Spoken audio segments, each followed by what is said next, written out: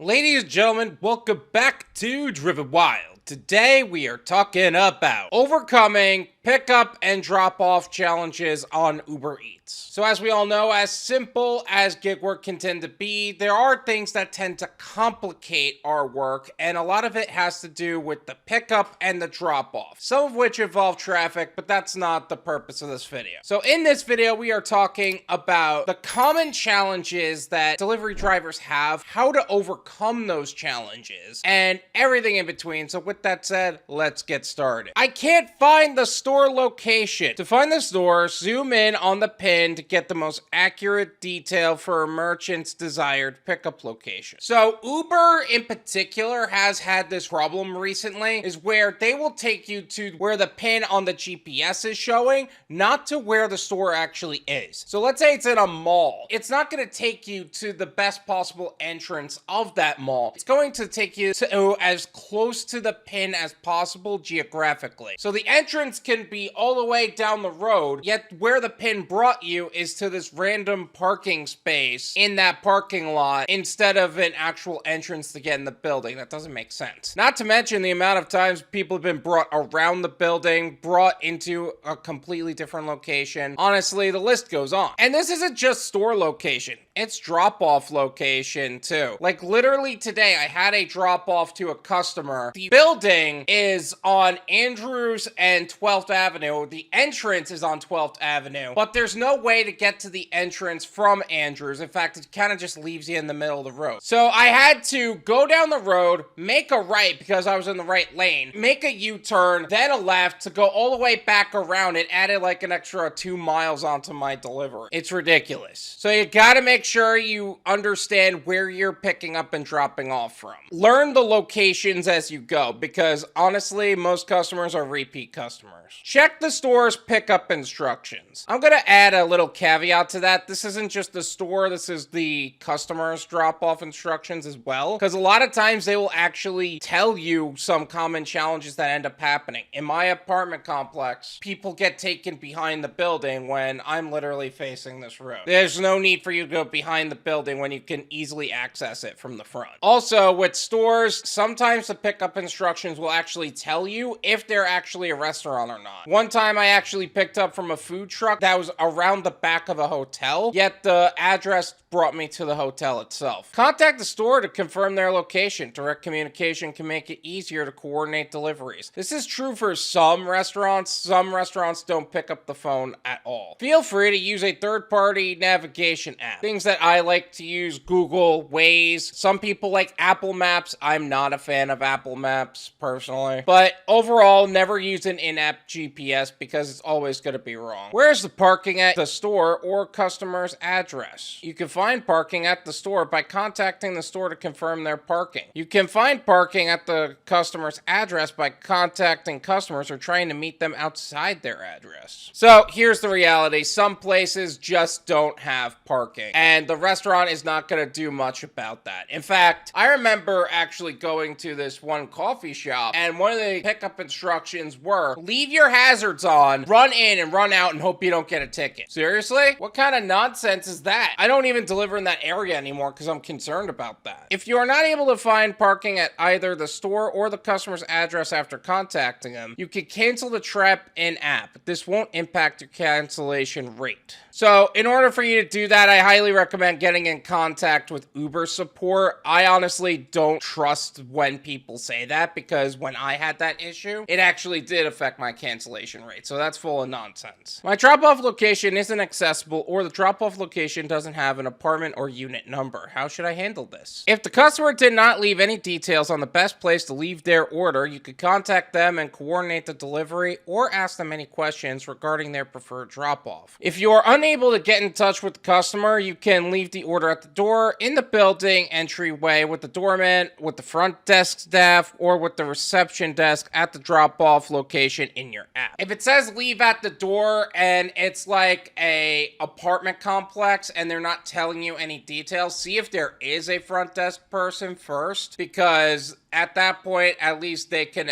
assist you in that manner. But overall, if the customer is going to ghost you, it's their fault. Honestly, I am so sick and tired of customers ghosting drivers. Like, if you're going to order food, pick up the phone if there's an issue. And I can't believe how entitled customers are. In fact, one commenter on one of my videos talking about this in my shorts reels, TikToks, he was actually saying, no, do your job and find my place. Do you even know what you're talking about? The problem is that we can't find your place. So why don't you pick up the phone and actually help us out, you dumb frick? Needless to say, he's not being seen on this channel anymore. Now, that being said, if they won't actually get in contact with you and you have to force it to drop it off in like the building entryway or something, there's a chance that the customer's gonna get upset at you for that and end up tip baiting you. But honestly, it's their fault that they should have picked up the phone. Feel free to follow the in-app process to attach a photo to the order. You can always leave a note to the customer to provide the drop-off details. Yeah, so anytime there's a leave at the door order, you just take a photo, try to get as much surrounding area as possible so that way they know what they're looking for, and of course leave a note providing the actual location. Now, there are a few links to how alcohol deliveries work and the challenges that come up with that, but I already made a video talking all about that. I'll leave that in the description. Feel free to check it out. Customer protocol. What if the customer's delivery instruction is leave at the door? If your customer has requested the order to be left at their door, you can follow their delivery notes. Customer delivery notes will show up below the customer's name and app. If the customer has requested that you leave the order at their door, you're not required to wait for the customer to get their order. Yeah, literally, it's just snap, let them know where it is, probably wish them a good day, and walk off. Everybody loves leave at the door orders or contactless deliveries for that reason. Once you have left the order at the drop-off, feel free to follow the in-app process to attach a photo. If you have an issue with the in-app photo process, tap skip in the upper right-hand corner of the photo screen. A photo is not required, so you can mark the order as delivered on the following screen. You can always leave a note to the customer to provide drop-off details. I mean, I always take a picture because that's more protection for me. However, it's not 100% necessary. If they end up just taking the food out of your hand or they meet you outside or something, even though they asked you to leave it at the door, don't sweat the small stuff, man. What if I need to contact/can't contact the customer to coordinate the delivery? You can contact your customer and coordinate the delivery with them or ask any questions regarding their preferred drop-off. Most of the time, that is all in the delivery instructions, so there's no real need to. In the event that they don't have the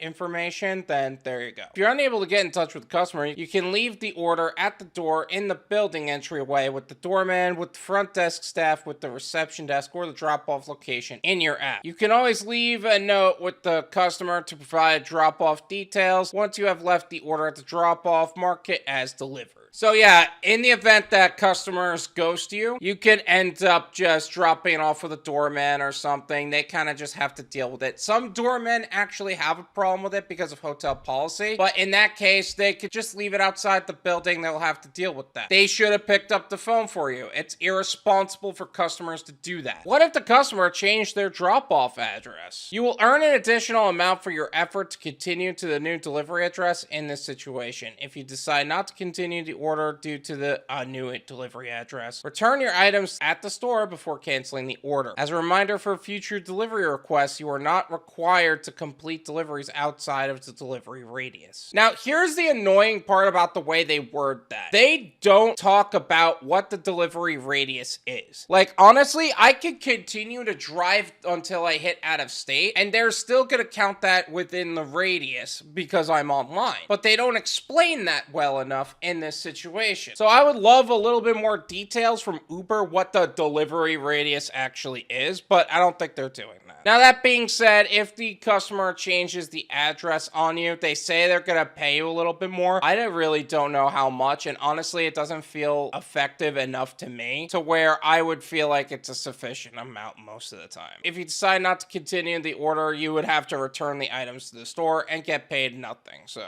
up to you on that. I have a few side notes that I feel like I want to go over. Forgotten PIN numbers. So one of the options that customers have for drop-off is providing a PIN number. number. Sometimes it's forced, sometimes it's not forced. But either way, sometimes customers even say, oh, I forgot the PIN number or something like that. It's not always the case, but there is a default setting you guys should know about. In the event that they forgot their PIN number, try the last 4 digits of their phone number that is associated with their Uber account. Usually for me, that's what it is. Now, that being said, that's not every single time. Sometimes I choose a custom number, but I don't bother with that stuff, man. So maybe customers are not bothering with that either. 8-minute timer. So a few times they've mentioned that in the event that you can't get in touch with the customer and there's stuff that you gotta do, you gotta wait for the timer to time out. On Uber, their timer is 8 minutes, which I think it's a little long, but it is what it is. So once that comes out, it'll even provide you a leave at door option. You can take the picture, send them a note, and walk away. But either way, you gotta wait for that 8-minute timer to expire. Customer ratings and tip baiting. So let's say the customer decides to ghost you, or order itself becomes so challenging that it ends up frustrating you to no end because you're trying to get in contact with the customer, but they keep ghosting you. Try to keep your cool, because you're still being rated and they can still tip bait you. As irresponsible as it is for them to not keep in touch with you, it's also irresponsible for you to let loose and then lose the financial sense of that order being relatively worth it. So it goes from not worth it to even more not worth it. That doesn't make sense for you. Try to keep your cool, try to keep composed, and in the event that they don't like how they got treated, it is what it is. But honestly, customers need to learn to pick up their goddamn phone. But let me ask you, did I miss anything? Is there something else regarding challenges upon pickup and drop off that wasn't covered in this video? Let me know in the comments. Let's make sure everybody is ready for any challenge that comes their way on Uber Eats when it comes to picking up their orders and dropping them off. Thank you so much for watching. I really appreciate it. As always, make sure to hit the like button, subscribe if you're new, and I'll see you guys next time. Peace!